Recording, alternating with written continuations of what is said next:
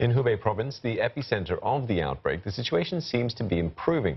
Outside the capital, the province has reported 0 new cases over 24 hours for the first time. But the situation in Wuhan is not as positive, where there are 126 infections. Well, a number of provinces have held the virus at bay. Qinghai in the northwest has reported no new infections for 29 days. Guizhou in the southwest has seen no new infections for 18 days. Other places infection-free for more than 10 days include Jiangsu, Hainan, Shanxi, Yunnan and Jilin. Many are planning to reopen schools soon and return to a normal work life. While new local infections dwindle, attention has now turned to imported cases. 4 have been seen in Beijing, all linked to Italy. And Shanghai has seen 3. All are Chinese students who had been studying in Iran and who had transited in Bangkok before arriving home. Lynette Lim is following developments in China, and she's joining us now. Lynette, tell us more about this shift then to concern of imported cases into China. It does seem to be a positive trend within China that the radius is narrowing to just Wuhan now. We see the number of new cases over the last 24 hours coming entirely from Wuhan. And worryingly, that has also caused the Chinese to focus on imported cases, like you mentioned.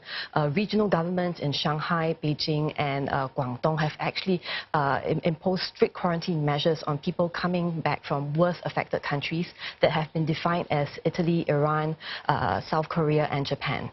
Lynette, there's something else that's actually happening in China as well, that could be cause for concern, because it seems that discharged patients, they've been testing positive again. Yeah, we saw that last week when Guangdong authorities said that 14% of those discharged tested positive again and had to be, readmitted.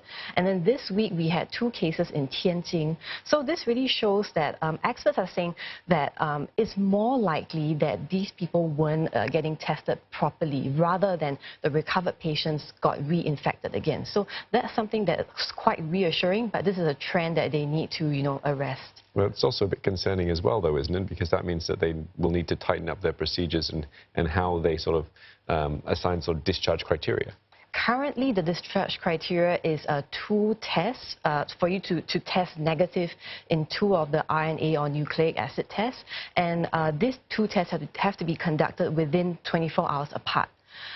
This is in line with World Health Organization guidelines. However, some Chinese doctors have advised that there may need to be 3 tests to be done, for instance, or there may need to be other tests, including, taking samples from fecal matter, for example, that could make it a bit more, fail-safe. Well, so let's look at what else is happening. So factory and production chain, are we seeing, somewhat of a return to normalcy? There is a lot of pent-up, desire to return to normalcy because of the need to meet economic targets. We see that in Guangdong, the industrial heartland, over 90% of big businesses have resumed, and that's because the government has been extremely helpful. They have chartered planes, chartered trains to bring migrant workers back to support the big companies. But however, the small companies we hear, official data suggests that they're still at less than 50% of resuming businesses. We see positive signs like Apple supplier Foxconn saying that by the end of March they will resume normal production. So hoping that the big boys will take the lead and eventually the smaller guys can then get a break as well. All right, thanks, Lynette. Well, we're indeed going to see how the markets are faring. It doesn't look very good because sea of red today, but thanks, Lynette, for that update. Lynette Lim speaking to us here in the studio.